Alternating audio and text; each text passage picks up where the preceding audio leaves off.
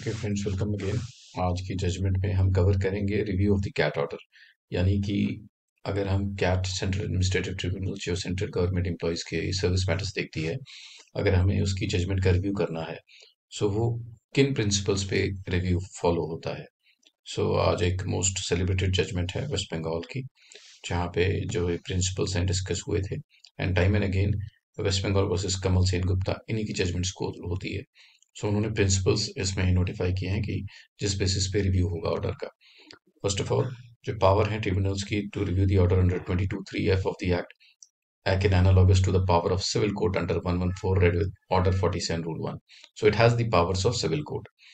Second, tribunal can review its decision either of the grounds enumerated in order 47(1) rule 1 CPC. इसमें expression है any other sufficient reason appearing in order 47 rule 1 has to be interpreted in the light of other specified ground. यानी जो कि ground लिख दिए हैं उसके अलावा होनी चाहिए, it shouldn't be the same grounds.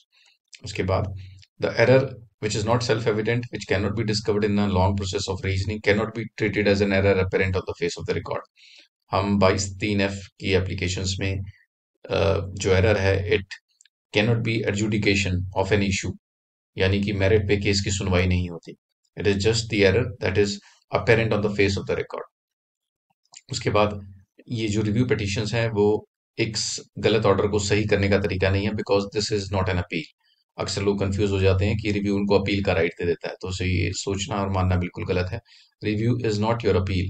If you are not happy with the order, go and challenge it before the high court of Punjab Haryana, क्योंकि जो उनकी अपीलेट जुरिसडिक्शन है अपील की, वो हाई कोर्ट जाती है। उसके बाद decision order cannot be reviewed under section 22(3)(f) on the basis of subsequent decision judgement of a coordinate और larger bench of the tribunal और ऑफ अ सुपीरियर कोर्ट। यानी कि जो उस लॉ पॉइंट पे इश्यू है, अगर एपलेट कोर्ट में चल रहा है, सो वो वहीं पे सेटल होगा। You have to become an intervener in that, either you have to challenge your order, तभी जाके द लिस्ट विल एंड, यानी कि जो लिटिगेशन है एंड हो जाएगी। आप ऐसे प्ली नहीं ले सकते कि ये मैटर सुप्रीम कोर्ट ने ऐसे कर दिया so it can't be reviewed like that. You have to become a party to that appeal और केस। और बाकी जब रिव्यू कंसिडर होता है, ट्रिब्यूनल की जो जुरिसडिक्शन है वो डिफाइन रहती है, जो रेफरेंस मटेरियल है अवेलेबल ऑफ इनिशियल डिसीजन, यानी कोई नया फैक्ट नहीं, कोई नया प्लीडिंग नहीं, कोई नया एनेक्शन नहीं, कोई नया एविडेंस नहीं।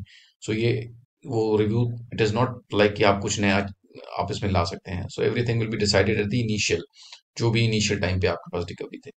उसके बाद अगर आपके पास कोई डॉक्यूमेंट्स आ गए हैं, you have a new evidence, then also review is not entertain. और ये उस पार्टी पे डिपेंड करेगा जिसके ऊपर ये चीज वो एसेट कर रहा है कि मेरे को एक नई चीज पता लगी है, या जिससे fate of the case can be different, वो उस पार्टी को एसेट करना है। सो बेसिकली ये रहते हैं रिव्यू एप्लीकेशंस के प्रिंसिपल्स।